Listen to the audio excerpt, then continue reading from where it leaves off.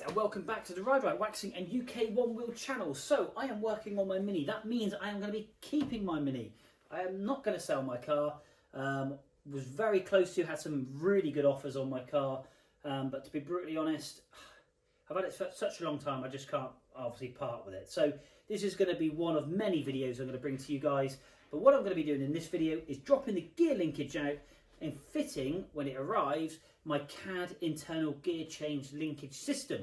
And the reason for doing so is to bring it back slightly further so I can actually get a better hold of the gear lever, obviously when changing, because I've obviously placed my seats further back into the car so it's not so much of a reach. And I thought I'd take you along the journey. So this is going to be one of a multitude of videos.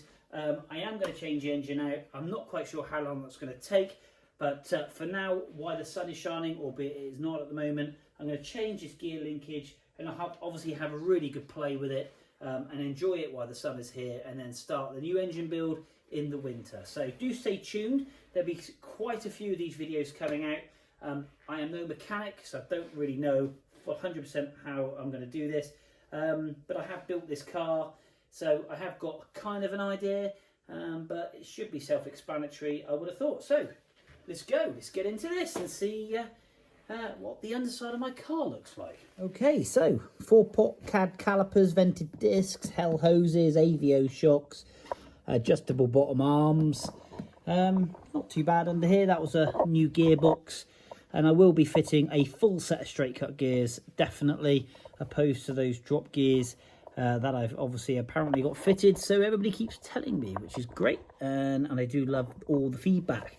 If anybody wants to give me a hand with this, then obviously do not hesitate. Like I said, I am no technician. So just up over there, I took that gear change linkage out, oh, a long time ago. Painted it green, cleaned it all up.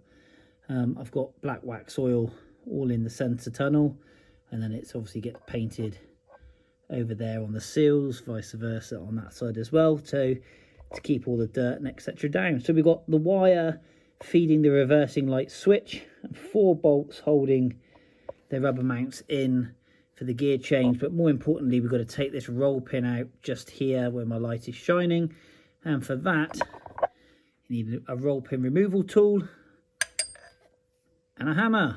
So I'll pop you on time lapse because these either come out extremely easily, although I know I've had a fair few troubles. A very good friend of mine, Lee Hooper, we used to be majorly into our minis and still are, but kind of lost touch really, and it's a shame because he's a really decent bloke. And him and I have taken many engine out and done all sorts of bits and bobs to our minis over the years, back in the day. And him and I dearly did struggle with this. But then we were trying to use a 9-inch nail to try and remove a roll pin, and I think that's what caused the issue. So guess what I bought?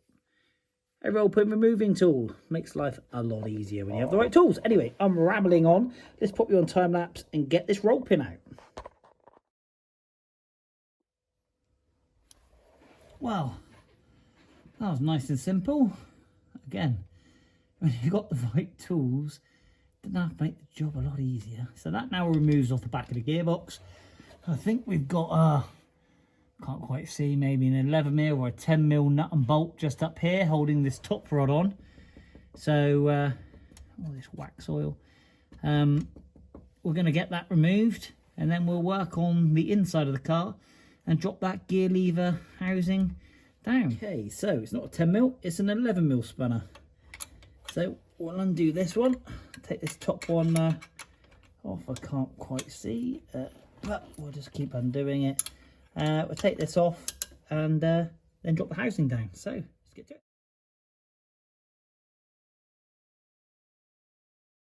So what we're going to do now is release the reversing light wires, then jump inside. So I'll quickly do that, and then we'll jump inside the car and unbolt this housing.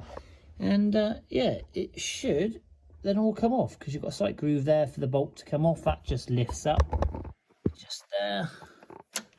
That lifts up. This is all now loose, which is great. So not to rip those wires out, we're going to get those wires sorted and have a jump inside the car. Okay, the luxury of not having a heater. This carpet will take 2.3 seconds to get out with my mats.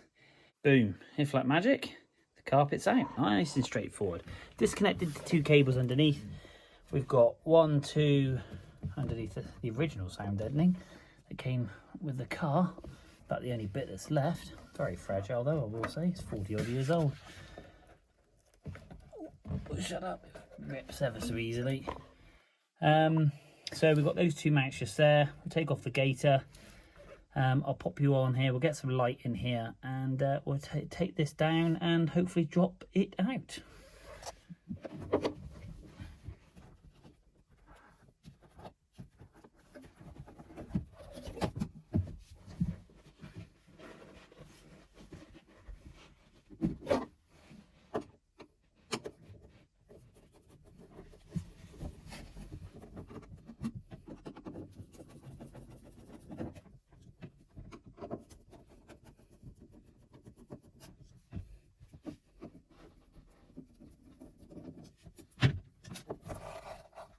Right. What size are they? Expect your shouts are either 11s or 11s, or the 12s, or the 13s, or 13s, or the 13s, the 13s.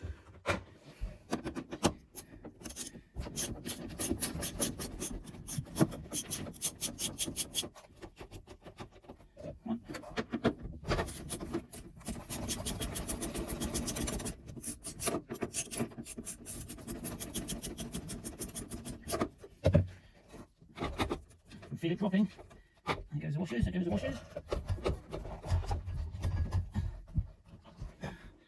One low slung gear knob. Right, let's whip this bad boy out.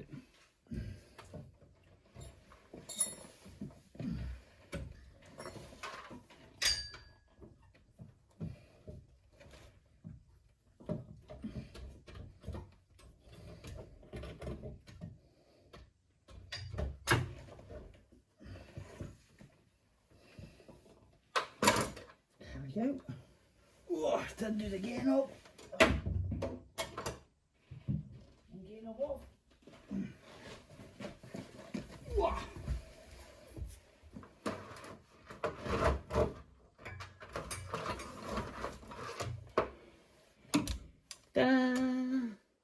Okay guys, whip the gear lever linkage out, broken it down, but I'm going to quickly show you what's what with it. What we've got is obviously the housing. I've dismantled the back bushing. I've taken the collar and I suppose the rubber grease stop thingy, whatever that's called. But anyway, taking that out. Obviously I had a quick shift on here to make the stroke of the gear lever obviously shorter. So obviously that is a lot longer. Hence what this housing is. So that's a quick shift and the gear lever off. So we're going to take that out. I'm going to take this off. There we go. So that's that housing. We've got the rod that would normally sit on here. We removed that. We've taken the rod here out with the roll pin, and the rod from this side here also out, and that also had a roll pin in it, and that basically housed this little beauty here. And this little beauty here is what the gear lever located into as a socket. So that is actually what pushed the rod backwards and forwards inside the housing, obviously adjusting the push, which fed the gearbox, which would push this rod in and out, which changed gear. Bottom tray, come off the bottom, dismantled that, got a little O-ring, I think that sits in the front here to stop the grease inside coming out.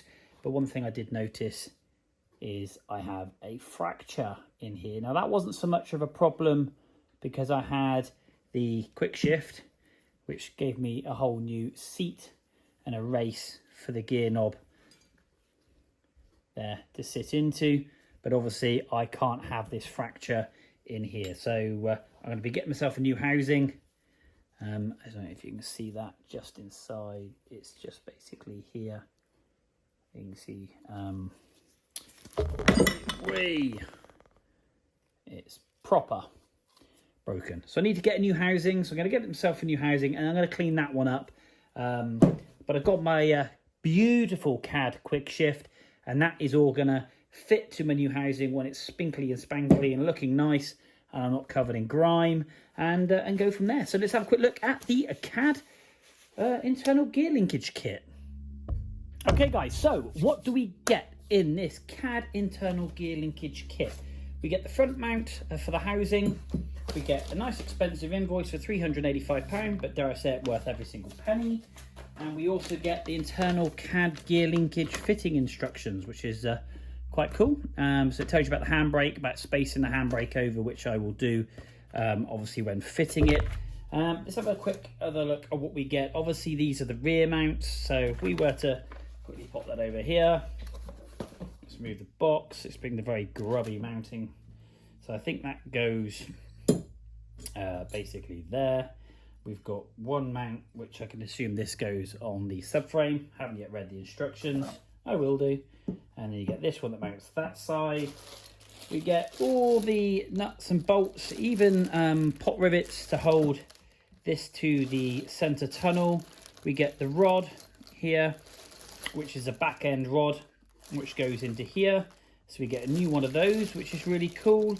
We get new roll pins and all the fixings and fittings and bits and bobs. So we get all of that, which is great. We get these lovely turned engineered universal joints, and that's threaded one end, and obviously you've got the rod and the roll pin that goes in the other. So that's quite cool. So you get one of those. And then you get the other one, which has already been fitted with the roll pin, and that's what goes in here into that side just there as a selector. And I suppose will give you the drop that you need to allow for the rod to go on. So let's take a quick look at the rod. So that's everything in the cool box. Got to love a little bit of KAD. So in here we have got, what have we got in here? That's it. We got that very funky, let me just pull this off. There we go. So you obviously get the threaded rod. Pull that out of there, there we go. Also powder coated, which is quite nice.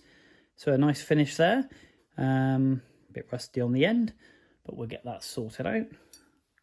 Obviously being just stored somewhere, not any wax oil, etc. But anyway, that's neither here nor there. So yes, we get this rod. I'm not quite sure what that's not for, but obviously the instructions will tell me that. So that's the adjustment rod, which will go from here forward, and this will screw on whichever end, this end here.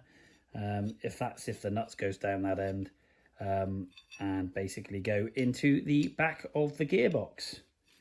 Maybe that isn't that end. It's not a left-handed thread, is it? Nope. Let's try that end.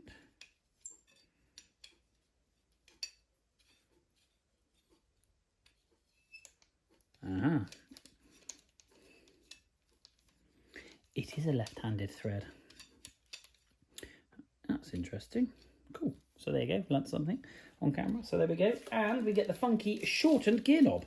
This is obviously the KAD gear knob, very nicely engineered with the pull up for reverse. So yeah, slightly shorter in length compared to my other one. So when we compare lengths, if we drop it down that way, we compare length, it's obviously quite a lot shorter, which is cool. So I'm going to get that fitted, but before I do all of that, oh, you get a lovely little KAD sticker just there to go on top of the gear knob, which is great.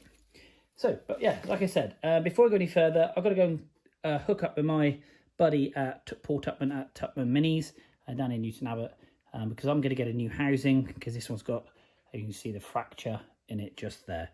And we'll get that one cleaned up, and then we'll get it all mocked up in the car, drill some holes, fit some rivets, and work out how we drill the hole through to the underside of the car. Right, on to addressing this great big hole we have in the centre tunnel. What I'm going to be doing with this is obviously covering it up. I've made a KAD template, which is just here, and that's going to go over the top of it. And from the KAD template, I have made myself a rubber gasket. So let's get rid of that. There's a rubber gasket. And off of that, I got myself a nice bit of aluminium.